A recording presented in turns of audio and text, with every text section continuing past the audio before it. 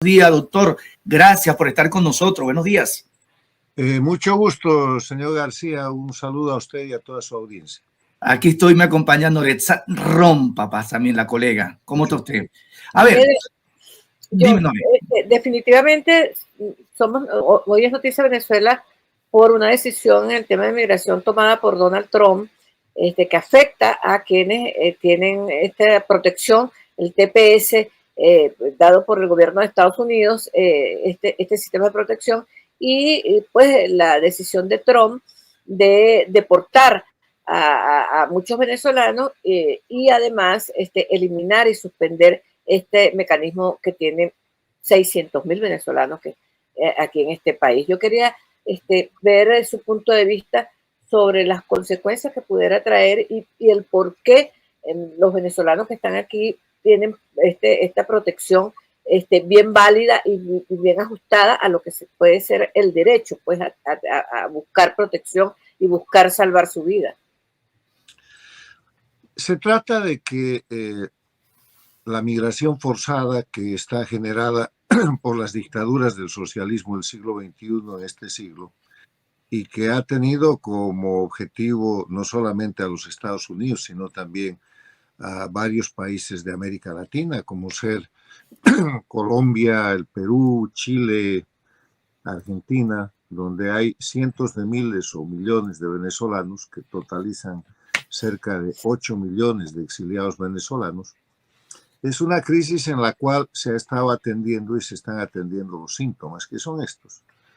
Obviamente hay peligro, hay niveles de peligro en los países que reciben estos migrantes. Chile y Perú han tenido su momento de conflicto. Colombia también ha trabajado sobre el particular, y con el gobierno de Trump 47, él está poniendo en marcha una política que había anunciado en su campaña electoral y que obviamente puede perjudicar a los exiliados que están legítimamente en territorio americano, pero que busca afectar a los criminales que en una dinámica de preparación y de, digamos, establecida por el régimen dictatorial que controla Venezuela, se han instalado en Estados Unidos con el propósito de generar desestabilización. Hay un concepto que se llama la guerra híbrida. La guerra híbrida se define como un sistema de confrontación en el cual se utilizan todos los medios posibles para atacar a quien se considera su enemigo. Y las dictaduras de Cuba, Venezuela, Nicaragua y Bolivia vienen practicando durante todo este siglo el tema de la guerra híbrida con su proclama de que son antiimperialistas, dirigiendo contra Estados Unidos migración forzada, tráfico de drogas, cocaína y fentanilo con gravísimas consecuencias, tráfico de personas, terrorismo y otros elementos del crimen. Entonces, en ese escenario, ustedes tienen que defender a los legítimamente exiliados y el gobierno americano tiene que buscar expulsar a los criminales, pero esto es trabajar el síntoma. Lo que hay que trabajar es la causa. Y Venezuela está muy cerca de terminar con la causa, que es la dictadura. La causa de las migraciones forzadas a Estados Unidos, a México, a Colombia, al Perú, al Ecuador, a la Argentina, a Chile, a España, es la dictadura. El momento en que desaparezca la dictadura y el pueblo venezolano, y el pueblo cubano, y el pueblo nicaragüense, boliviano recuperen la libertad y la democracia, la gente va a volver. Yo sostengo y he hecho muchos estudios sobre el particular, que la gente no migra por pobreza, la gente migra por miedo. La gente migra cuando le van a meter al hijo preso o lo van a meter en el tema del narcotráfico, o la hija va a ser envuelta en temas de mafia. Migra cuando el jefe de familia o alguien de la familia puede ser en cualquier momento preso político, torturado o desaparecido, entonces la gente migra. La pobreza en los países siempre ha sido llevadera, sobre todo en América Latina. Pero cuando hay terrorismo de Estado, cuando hay crímenes de lesa humanidad, cuando hay violaciones de derechos humanos institucionalizadas, como el mecanismo para permanecer detentando indefinidamente el poder, que es algo que se ha regularizado en este siglo a partir de la expansión de la dictadura de Cuba, estableciendo dictaduras en Venezuela, Bolivia, Nicaragua, pasó por ahí el Ecuador.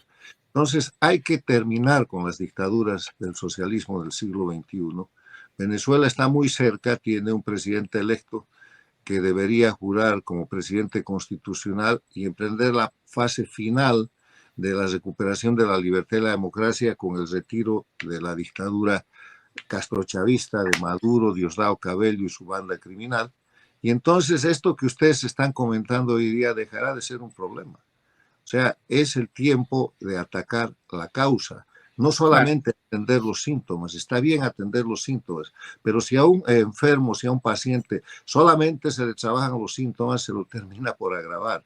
La causa son las dictaduras del socialismo del siglo XXI. La causa es que Hugo Chávez llegó al poder en 1999 en Venezuela y recuperó la dictadura de Cuba que estaba agonizando en su periodo especial, juntos con Chávez, Castro y Lula formaron el movimiento ALBA, el movimiento bolivariano, que después se terminó llamando socialismo del siglo XXI, y expandieron las dictaduras que no son un proceso político, son crimen organizado transnacional, porque hoy día Cuba, Venezuela, Bolivia y Nicaragua son narcoestados. Son los países que agreden no solamente a los Estados Unidos, sino a todas las democracias de las Américas. Son los países que son plataforma de las dictaduras extracontinentales de Rusia, Irán y China. Y son el centro de proliferación y de protección del crimen organizado, como por ejemplo lo hace Venezuela con relación a las guerrillas del ELN. Ahora, fíjate, doctor Sánchez. Hay que tocar la causa, eso es lo más importante. Bueno, porque fíjese, doctor Sánchez, dice, la culebra se mata por la cabeza. Así es. Así es. Fíjese, doctor Sánchez, usted ha reiterado y ha dicho en las últimas semanas que ya llegó el tiempo de hacer el uso legítimo de la fuerza para liberar a Venezuela. Entonces, muchas nos preguntan, nos han dicho, bueno, ¿cómo se come eso? ¿Cómo es ese uso legítimo de la fuerza? ¿A través de qué organismo? Porque por lo menos cuando lo planteó Álvaro Uribe, dijo que sea supervisado, que sea bajo la autorización de las Naciones Unidas.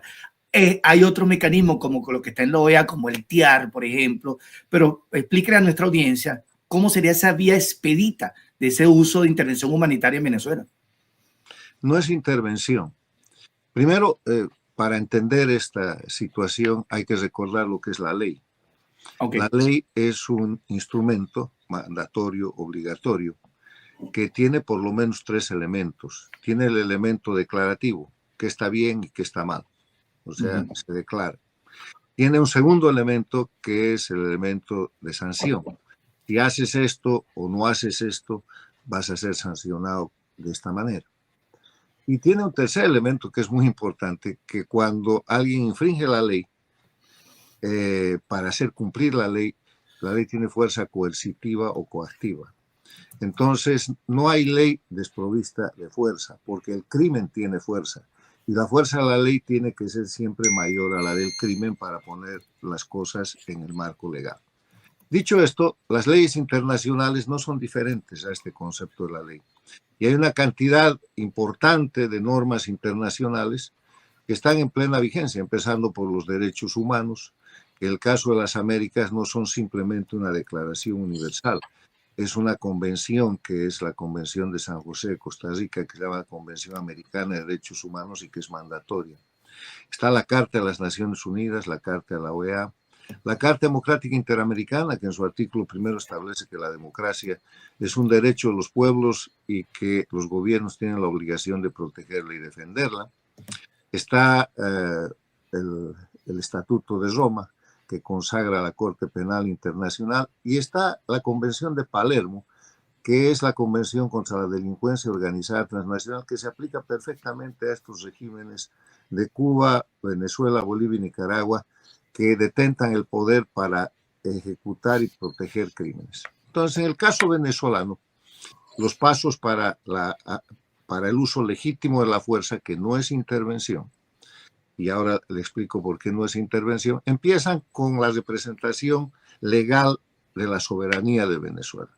Y la representación legal de la soberanía de Venezuela la tiene el presidente constitucional de Venezuela, que hoy día no hay, porque hay un presidente electo que no jura y no se vuelve presidente constitucional, que es el señor Edmundo González Urrutia, y hay un usurpador que ha tomado por vía de ocupación y de invasión con grupos criminales, militares, transnacionales, el poder, y que tiene el poder por la fuerza, efectivamente, en Venezuela, y eso se describe como ocupación. No es ni siquiera una dictadura, es una fuerza de ocupación criminal militar. Cuando el señor Edmundo González Urrutia jure como presidente constitucional, él asume de inmediato, y no importa dónde jure, puede jurar en el exterior porque ese grupo criminal está impidiendo que llegue al territorio venezolano. Okay. Y cuando sea el presidente constitucional de Venezuela, él va a tener la representación soberana de Venezuela. Va a ser el jefe de Estado, va a ser el jefe de gobierno. Él ha dicho que va a nombrar vicepresidenta a la señora María Corina Machado, que es la líder de todo este proceso.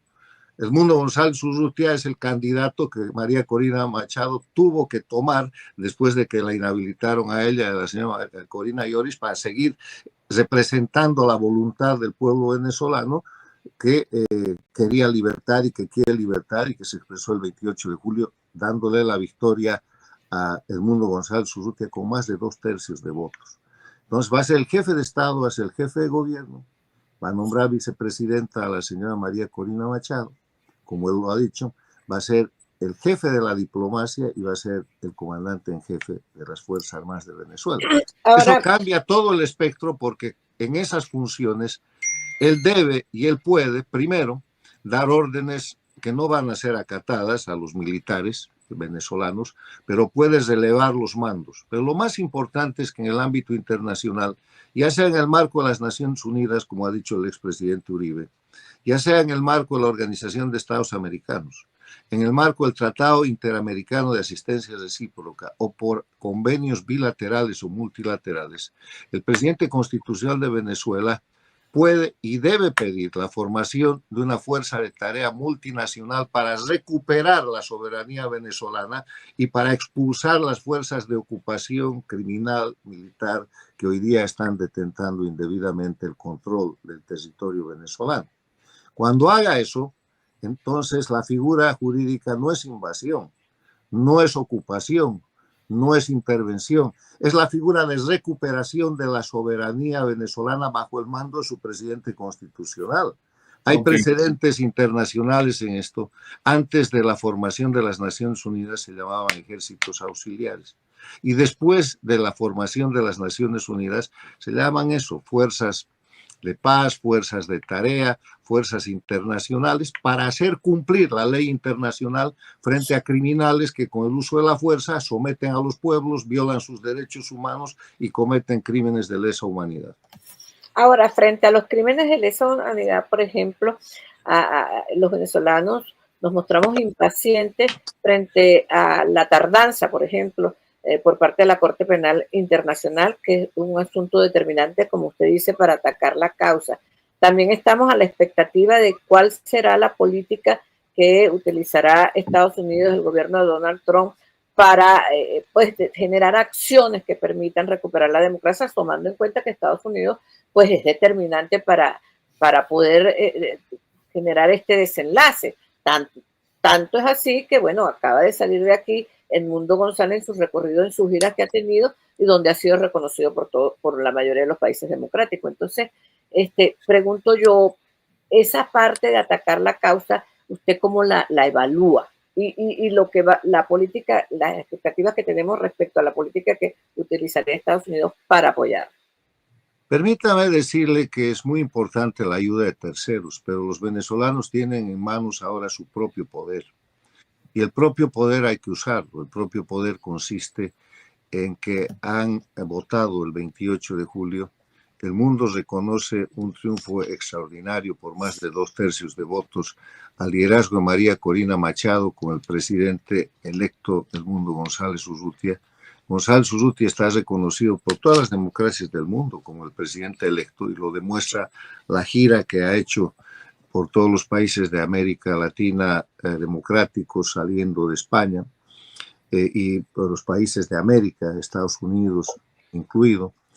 Entonces, el poder de resolver este tema está en manos de los venezolanos. Lo extraño es por qué no lo usan, por qué el presidente electo no se vuelve presidente constitucional, forma gobierno, asume la personería soberana de Venezuela, con lo que liquida la usurpación formal por parte de que está realizando Maduro, y empieza a actuar. Es muy diferente que vaya a Washington el presidente electo de Venezuela y consiga una comunicación por Zoom, además conseguida por María Corina Machado con el secretario de Estado Marco Rubio, que vaya al presidente constitucional de Venezuela y pueda hablar no solamente con Marco Rubio, sino con el presidente de Estados Unidos.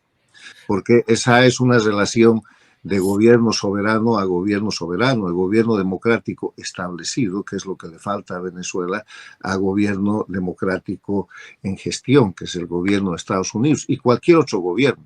Entonces, es muy importante partir de la utilización de los recursos propios que se han generado después de años de lucha y que representan el mandato soberano del pueblo venezolano, para después preguntar qué van a hacer los demás por nosotros. Harán lo que tengan que hacer, pero harán lo que el pueblo soberano, a través de su presidente constitucional, de su equipo de gobierno, de su ministro de Relaciones Exteriores, de su embajador, de su equipo diplomático, le pida. O sea, embajador en la OEA no hay, porque el gobierno constitucional no se ha establecido. Embajador en Estados Unidos de Venezuela no hay. Entonces, es parte de esto lo que tiene que suceder. Y no tengo duda que los países democráticos, Estados Unidos, la Unión Europea, como grupo de países que ha jugado un papel tan importante en esto, países como Argentina, como Chile, que ha cambiado de posición en el tema venezolano, como el Perú, como el Ecuador, como El Salvador, como Costa Rica, como República Dominicana, como Panamá, todos van a respaldar la recuperación soberana de Venezuela. Pero la que empieza por casa. O sea, los venezolanos tienen ahora una gran herramienta. No entiendo por qué no la usan. Ahora, yo partiendo de que son escenarios completamente distintos, lo que fue el interinato con Juan Guaidó y lo que es Edmundo González, que tiene el baño de soberanía popular del pasado 28 de julio, la legitimidad de origen. ¿Será, y le pregunto a usted, a lo mejor usted tampoco sabrá, pero ¿será que dar ese paso, como usted lo sugiere, es que hay temor a que no ocurra lo mismo? Porque Juan Guaidó fue reconocido por más de 50 países, hablando de 60 países, como presidente interino de Venezuela, y que se aplicó y que se estaba buscando también esa intervención a través del TIAR y no se dio. ¿Será que hay cierto temor a no repetir otro escenario similar a ese? Mire, María Corina Machado dijo que el miedo nos tenga miedo, ¿no? O sea, que esta ecuación del temor no está en el análisis.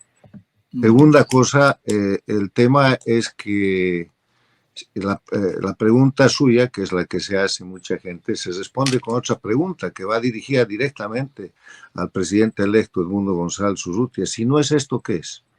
Si no jura como presidente constitucional, ¿qué? ¿Y hasta cuándo?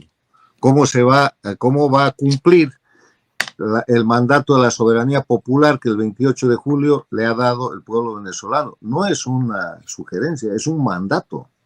En el momento en que una persona se pone candidato a la presidencia y el pueblo vota por él con un 67%, que es más de 2/3, eso es una orden que hay que cumplir.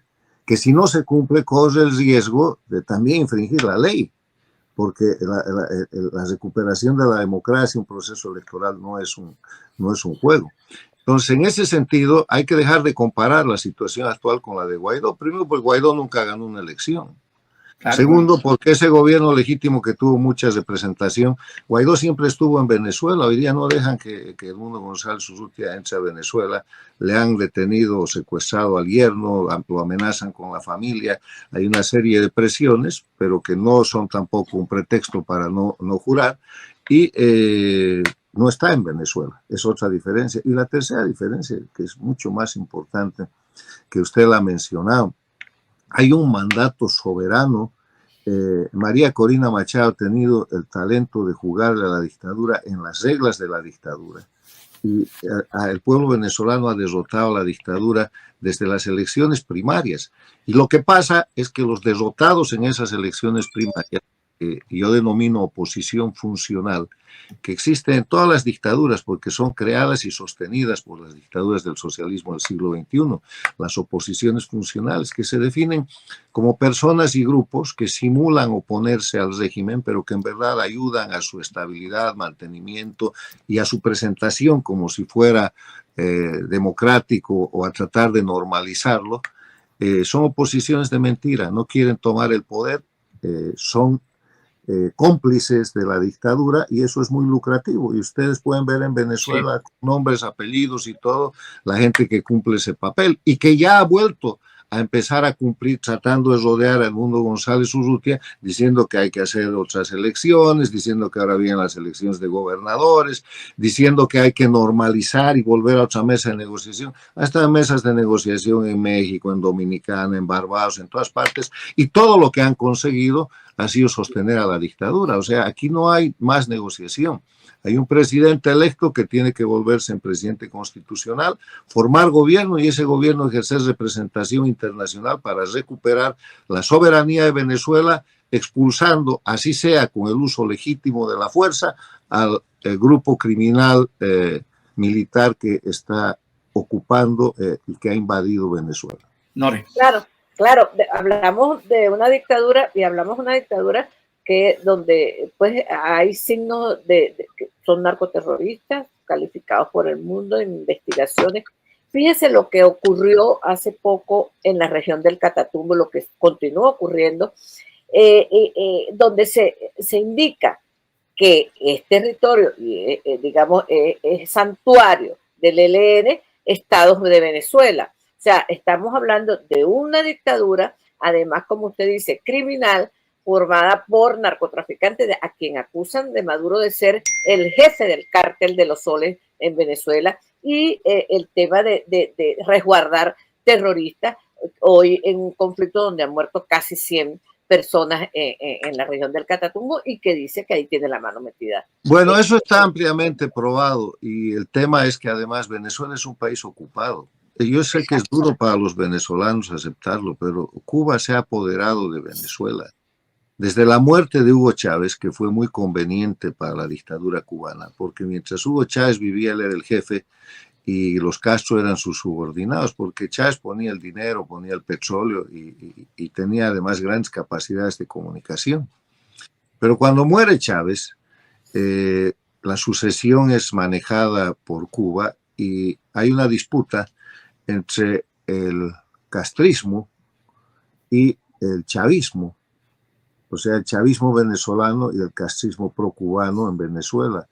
Y Maduro representa el castrismo, y Diosdado Cabello, que fue derrotado en ese momento, aunque ahora está sirviendo de el soporte como ministro del Interior en este momento de crisis que tienen y de caída, fue el derrotado.